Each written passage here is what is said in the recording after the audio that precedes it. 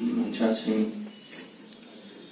Political scientist professor T P Singh ji, social scientist इस कार्यक्रम के कर्ता धर्ता डॉक्टर अमरनाथ पासवान जी, हमारे साथी डॉक्टर श्रद्धर शर्मा जी, प्यारे विद्यार्थियों दशरथ शर्मा जी।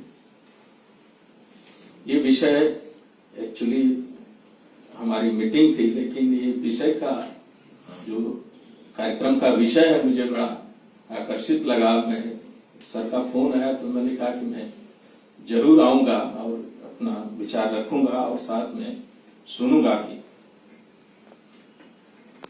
ये सद्भावना, सच्ची भावना, मैं डॉक्टर श्रद्धर शर्मा जी से पूरी तरह से सहमत हूं। ये हमारी जो संस्कृति, सर्वे भवन्तु सुखिनः सर्वे सन्तु निरामयः सर्वे भद्राणि पश्यन्तु मा कश्चित् दुःखात् भवेत्, ये सर्वे भवन्तु सुखिनः सर्वे, तो इसी में सद्भाव छिपा हुआ है जगत कल्याण के लिए।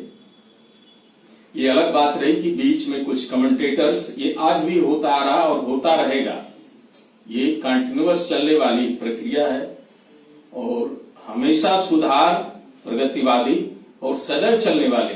आप जितने देखेंगे समाज सुधारकों की एक लाइन लगी हुई है और आज भी वो लाइन बढ़ती जा रही है। तो ये अनवरत चलने वाली प्रक्रिया है और चलती रहेगी। ये जो सद्भाव ये जिया है हमने।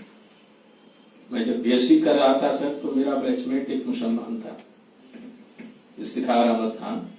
हम लोग रूममेट थे, एक थाली में खाना खाते थे। हमें कोई धार्मिक वैचारिक विषमता नहीं थी।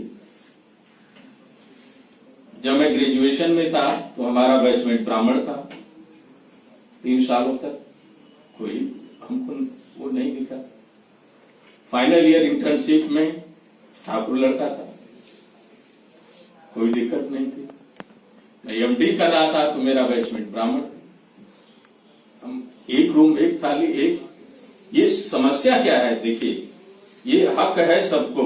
यदि आप सचमुच में सच्ची भावना नहीं है तो अर्थ में भी अनर्थ है, सच्ची भावना है तो अनर्थ में भी अर्थ है। ये सोचना आपका काम है। अभी प्रोफेसर अमरनाथ पासवान जी ने उदाहरण दिया कि इतना बड़ा फैसला जो बिल्कुल राजनीतिक था, इसमें इतना बड़ा सद्भाव, कोई सांप्रदायिक हलचल नहीं। ये आपकी जो प्रगतिवादी सोच का परिचायक है। सभी ने जो भी था, क्या था क्या नहीं था, निर्णय आया। क्योंकि ये आप देखिए, सद्भाव आपके परिवार में नहीं है तो विकास नहीं होगा आपके परिवार का। आपके विभाग में सद्भाव नहीं है तो विकास नहीं होगा। आपके पड़ोस में सद्भाव नहीं है तो विकास नहीं होगा। ये आपसी जो सद्भाव है, आपसी बातचीत है, ये हर समस्या का समाधान है और विकास का बहुत बड़ा रोधक है। और ये चीजें, ये संभव है, इसको आप इनिशियली शुरू में ही आप इसको रोक सकते हैं। ये विचारधारा जो आतताई किस्म के लोग होते हैं, वो आएंगे, वो भी जाएंगे, ये चक्र चलता रहेगा। ये जरूरी है कि आप आपसी सद्भाव बनाए रखें। विद्यार्थियों के भी विचार हमने सुने, काफी अच्छा लगा और बहुत सारी बातें मैं सुनना भी चाह रहा था, बेसिकली सोशल साइंटिस्ट और पॉलिटिकल साइंटिस्ट इसमें।